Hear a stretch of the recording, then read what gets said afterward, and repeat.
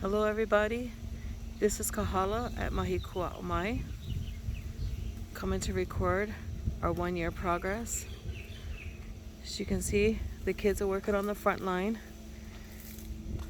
We've logged the boundary where they will keep clear and where we will be working on the aesthetic portion of the property. As you can tell, we're approaching the infamous driveway. I'm going to stop and give you a review, as we have in the past, of the front line of the property. And as we always remind you, the property goes well beyond that bend around the corner, and we're only dealing with the first half of it.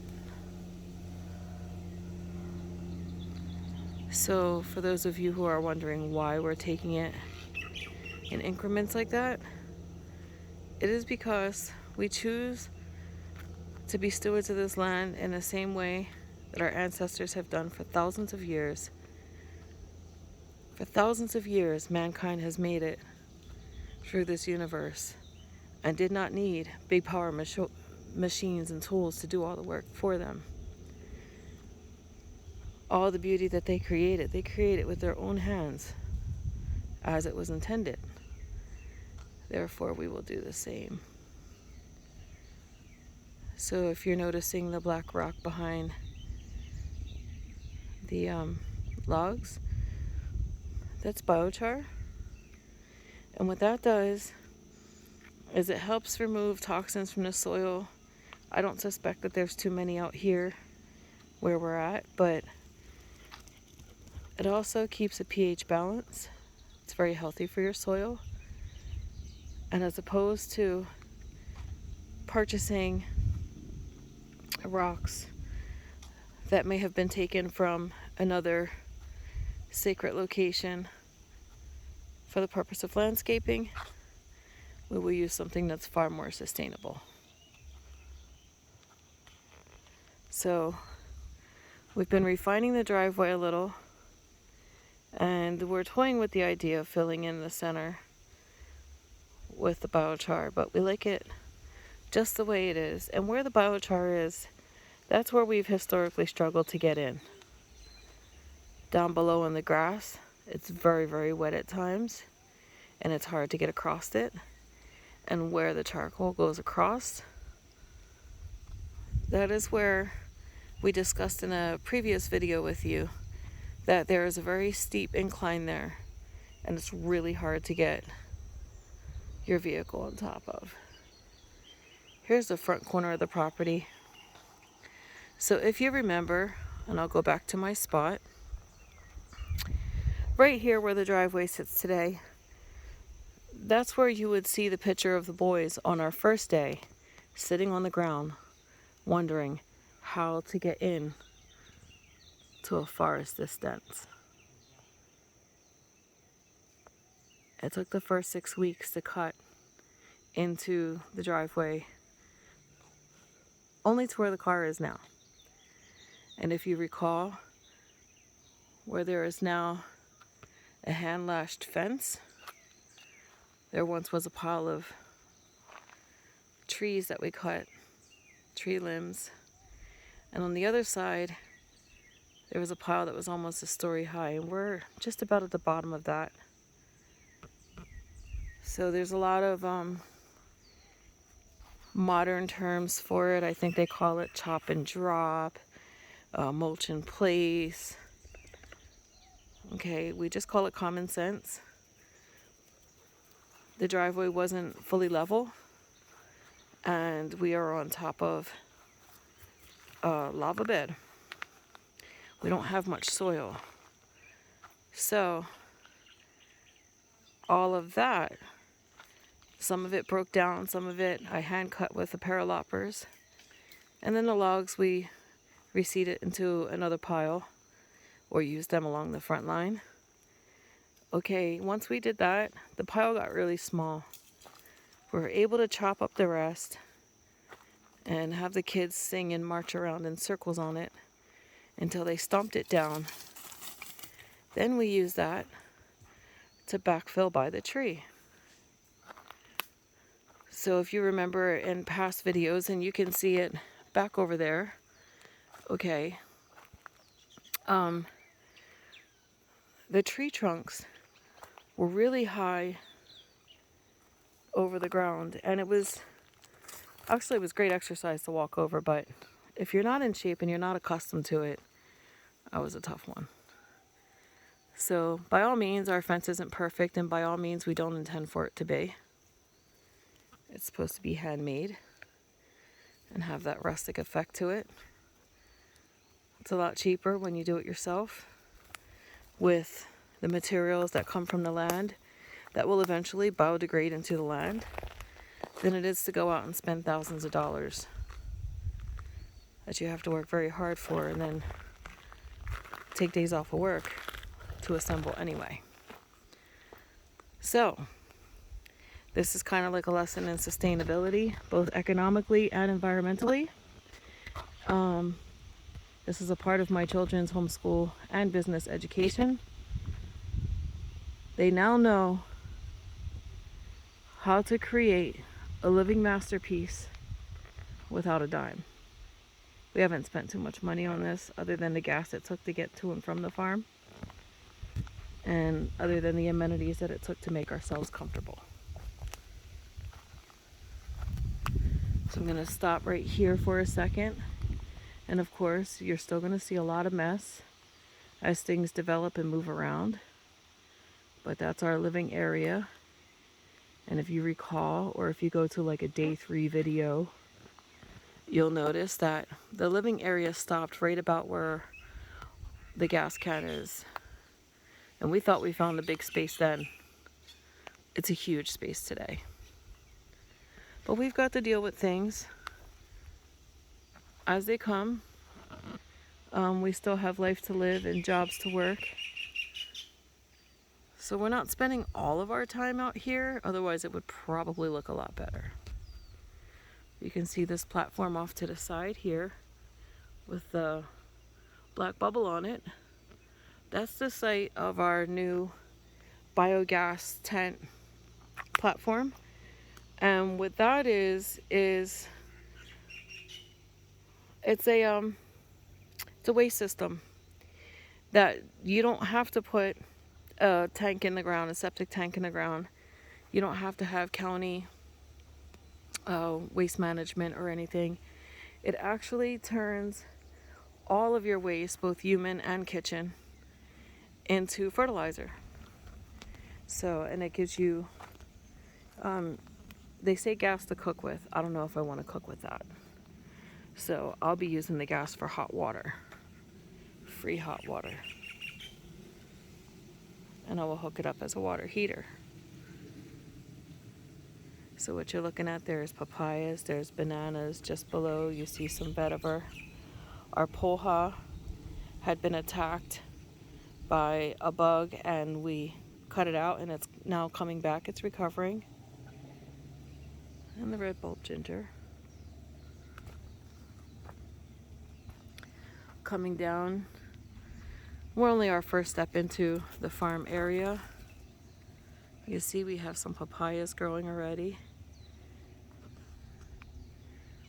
Our kukui tree is getting bigger. We have the most beautiful, this is a different type of ginger, and I will get better at naming the varieties with time. Right now, I'm lucky that I have a drawing and a label in my books. As you can see, our pineapples have grown exponentially. And behind them, if you see those little stalks with the flowers, that was lettuce. And we conducted an experiment because we heard that if lettuce flowers, let's see if we can get a good look in there. I don't know how to zoom in with this new camera. Let's see. Okay. Yep, I can't get you a good visual. But it's romaine lettuce, and behind it, that's our jackfruit tree. Okay. And that you see behind the log, that's a future garden bed. Right now, we're dropping a lot of our yard waste in there, and it's still growing invasives. We just keep them contained. This is one of our varieties of lilikoi, and that's on that fence line. So in an earlier video you would have seen a crooked fence there. Yes, that's growing on there. That's our, where are we? Our edible hibiscus. They're getting quite tall now, so we're getting excited. Now I'm on the path to the farm and looking back into the campsite. So you can see that's the area where we're gonna build the bathroom. We want it to be easily accessible to people on the farm and in the living areas. Down here you see in that bed below, that's longevity spinach. It is a very hardy spinach. It keeps for a long time, both in and outside the refrigerator, in comparison to a lot of other species. We love that. And from the beginning we showed you our baby noni tree. It's about 5.5 feet tall today. And if I look just off to the right of it, in front of this detritus pile, you can see that we were able to plant, and it's doing quite well, a willy tree. So you have to look those up. Very interesting. These little bushes right here in front of me, and I'm trying to capture the essence of the blue flowers on them. That's called blue vervain. So if you pick those little flowers, you can actually detox your system because it irritates your kidneys and makes you release toxins. Going back over, there's the future potato bed. It does have some sweet potatoes in it. And if we look across the front here, you can see that light green leaf and cowboy. That light green leaf is the blue sweet potatoes. And behind it, that's one of our ulu trees. She's gotten pretty tall. That one's almost 5 feet tall now. There's a coconut and a papaya off behind that. There's some ice cream bean back there. We'll get back to that. I'm going to come around and show you that our fig tree is making a full recovery. And what we found out is that once a year the fig tree goes bare. So it was just a scare for us. But I want to share with you that we now have some baby figs producing. If I can get at the right angle to get that. I'm sorry guys, I'm working with new equipment here. And it's challenging. It's a learning process. And we're back. We have a lot of this vervain. And we keep it around as a ground cover where we're not yet growing. And also because it attracts and feeds the bees, it makes them very happy. We have a lot of random fern on the property, different varieties, so we keep them. And this is our ice cream bean, if you'll follow me up here. Okay, it's also known as Inga. And those fruits are really delicious. It's like a perfect dessert that you never had to make. I'm going to go back around in a circle and review where we've been. See the dog on the property line there. That's our apple bananas. They're doing well. And if you look down below, you can see 2 of the babies from here, but there's actually 3 or 4 of them. Coming back around is our lilikoi. And if I can zoom in, I can show you one of the flowers. It's not open right now. There we go.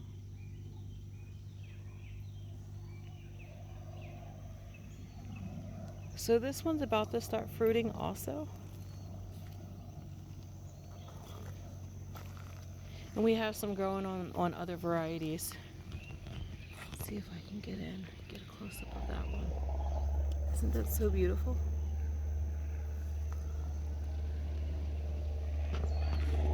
And if I look back up, I'm just below the car and driveway area now.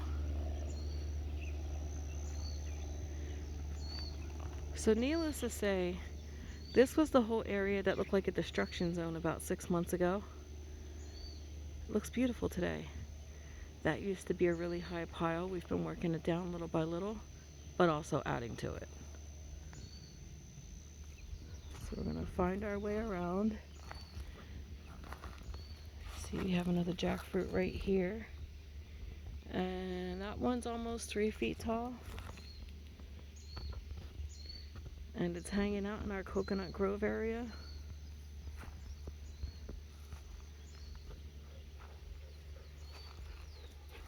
Come around, this was the area here where you see all these roots that the dog is walking through. And you can tell that it was heavily entangled with the African tulip tree. So we're still working through that. This right here is also an African sedge. It's vetiver. It's really good for building soil, and it's very healthy when you trim it for the plants around it. It's a very friendly plant to have, and it's great to stop erosion. It clumps at the bottom, and if you harvest it or pull it out, you can declump it and plant it in several locations. You see our green onion is doing pretty well there. It's got shallow roots, so we figured that would thrive in this area. It's very rocky in this area. If you can't tell, that's a lava elevation. I probably want to zoom back out and back up a little bit. That's a lava elevation behind the logs. And it's not very, it's a pretty flat landscape, but it does go up and down quite a bit. It has a lot of natural depressions that are about 2 steps down. So this was the breadfruit that I was showing you from the other side. And we're looking back at the campsite again. So what I did was I did a loop in the garden area. And where all of that blue vervain is in between the 2 piles, it's actually a pathway. But we let the vervain overgrow it so that the bees have their flowers while we're working in other areas. This was our pathway. It used to take us roughly 30 minutes to get from the driveway to here. Now, if I wasn't filming, I could probably do this in about 45 seconds. Maybe a minute, just under. So I'm standing at the top. This is our second gunpowder tree. The first one is Buddy in the driveway. We all know about Buddy. That's our third gunpowder tree in a distance there. This was the entrance to the cane field, right where I'm standing. And we took down all of that cane grass. It was at least 14 to 18 feet high. We have some that's in like higher heights, maybe 20 to 22 feet high in other fields in the other side of the property. But this we took down by hand, and we started to plant it already.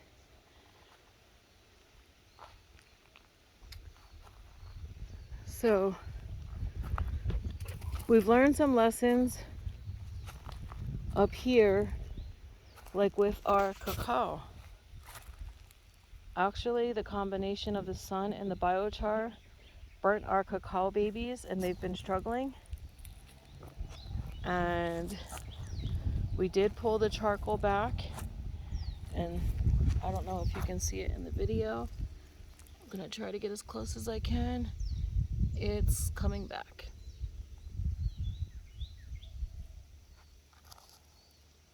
We have several cacao trees. This one has already made a fairly decent comeback. And those were just babies. Once again, they were tiny little babies when we first put them in the ground. And that's what came out. If we walk through here, there's our piles we put on the side. You can see there's still cane grass off in the distance. If you look straight up, you can see we have some planter areas. And then we have another fence for lily koi.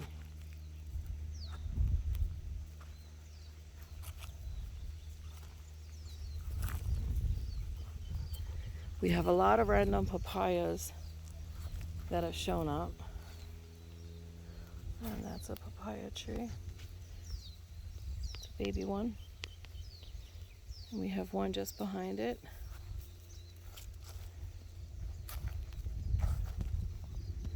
We also have some trees up in this area.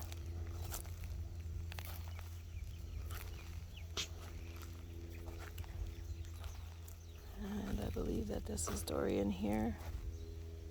And that looks like two different lily koi vines that came back. So we'll monitor that to see what that is.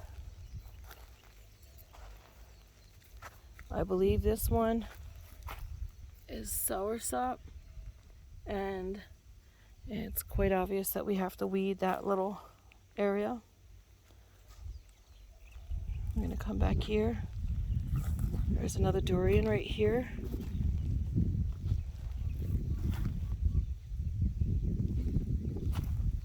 And there was a third one here, but it looks like the pigs have dug it up.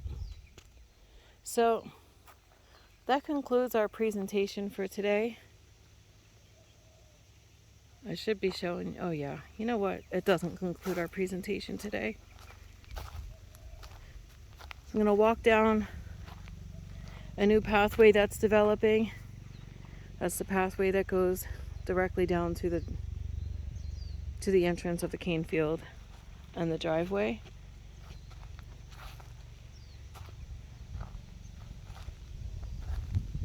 Because I forgot to show you that we have newly planted lemon trees, and they're already aromatic. If you were to take a leaf off and rub the leaf, like those scratch and sniff stickers, you would actually smell the lemon. We have our Hawaiian chili peppers, and that's already given us baby peppers.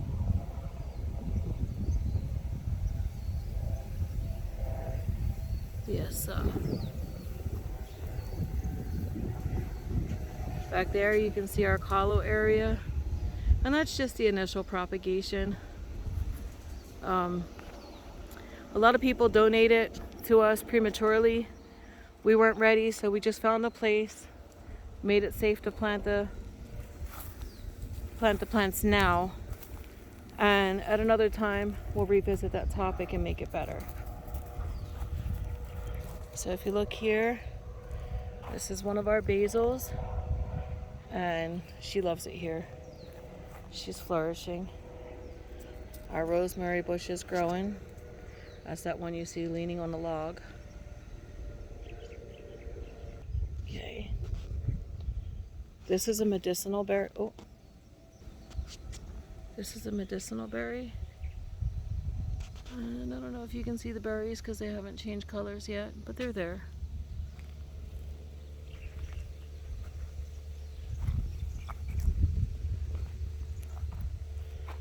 This right here is a thimbleberry. They look like raspberries. Terrible to weed because there are some very sharp thorns on that plant, but delicious to walk by and pick. Our serrano peppers are going off, and let's see if we can show you that. So this would be our first harvest here with these. We just put them in a few months ago, about a month or two ago. They're doing really well. And it looks like we're starting to develop peppers here. And I think this might be cayenne. See a few little buds happening there. So somewhere between the land animals and the birds, all of our little signs identifying exactly which peppers these are have gone, and we have to wait for the pepper to grow to remember these two plants, which is which. I'd like to look it up, but it's more exciting this way. And there's our Thai basil. So you've seen quite a bit today. Our eggplant has taken. So you see the little placard stayed there, and our little eggplant dude is working out. All right. Well, now that we shared that, we hope that you enjoyed your little tour today. Cowboy is enjoying his toys. He took his babies out here on the tour. And I'm gonna make my way back up to the car. Hope you enjoyed the video.